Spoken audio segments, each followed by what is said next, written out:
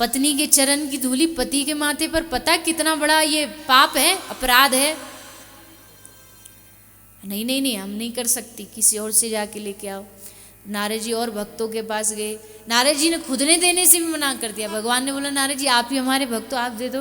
नारद जी ने कहा नाना प्रभु, हम तो बड़े अधम पापी हैं, हमारे चरण की माटी नाना, पर हम व्यवस्था कर देंगे, उसकी आप चिंता ना करो।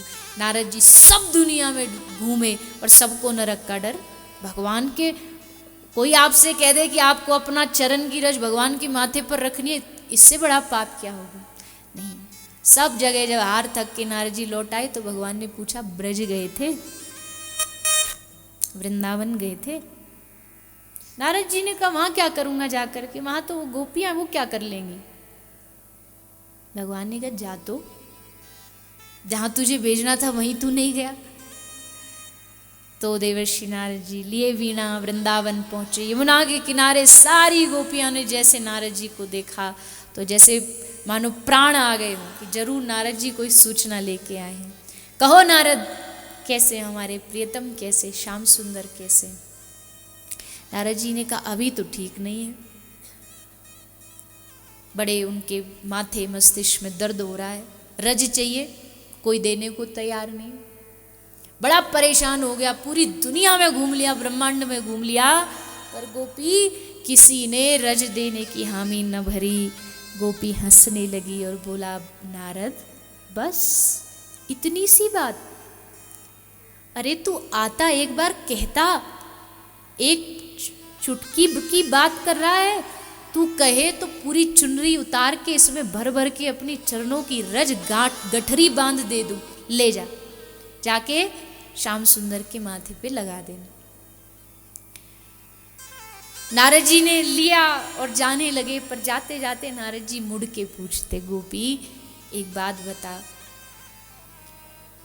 मैंने जहां गया, मैं खुद नारद भी, मैं भी डर रहा हूं इस अपराध से, पाप से। गोपी तुझे पाप से डर नहीं लगता? दुनिया पाप से डरती है, पाप ना हो जाए, अपराध ना हो, तुझे नहीं लगता डर? गोपी ने कहा कैसा पाप, कैसा पुण्य, और अगर पाप लगता भी है ना नारद, तो अगर हमारे प्रियतम को सुख देने के लिए नरक में जाना पड़े ना, तो एक नहीं 1000 नरक जाने के लिए हम गोपियां तैयार हैं।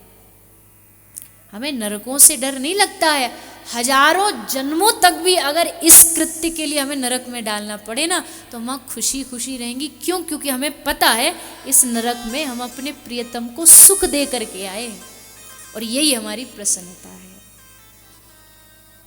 तो बताओ, गोपी नरक जाने के लिए भी तैयार हैं, क्योंकि उनके हृदय में आनंद कंद बैठ गया है। अब नरक ले जाओ, स्वर्ग ले जाओ, पाताल ले जाओ, कहीं ले जाओ, गोपी हर जगह उस आनंद कंद में ही लीन रहती है। तो कहने का भाव कि आनंद एक ऐसा गुण है, आप कहीं भी चले जाओगे तो भी वो हृदय में साथ रहेगा, और वो जाने वाला नहीं है। जैसे शीतलता, गर्मी, बरसात, ये तो सब आने जाने वाले, सुख दुख ये भी आने जाने वाले। अभी थोड़ी देर पहले दिन थी, अब रात हो गई। दिन का उल्टा क्या होता है जी? बोलो ना। दिन का हानि का, सुबह का दुख का, आनंद का।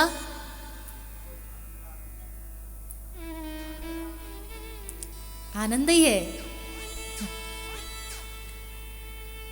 आनंद का आनंद ही है, उसका कोई उल्टा है ही नहीं। क्यों उल्टा नहीं? क्योंकि देखो, दिन थी तो रात भी होगा, रात थी तो दिन भी होगा, सुख है तो दुख भी होगा, दुख है तो सुख भी होगा। ये सब एक दूसरे के साथ साथ चलते हैं, पैरेलल में। लेकिन आनंद अकेला चलता है। आनंद का कोई विपरीत नहीं कि भाई अब आनंद खत्म हो गया, अब तो हम डूब गए एकदम शोक में। नहीं, परिस्थितियां भले उसकी बदलती रहेंगी, परिस्थितियां तो कभी किसी की समान रही। राजा राम को भी 14 वर्ष वनवास जाना पड़ा, लेकिन जब वनवास गए तब भी आनंद में थे।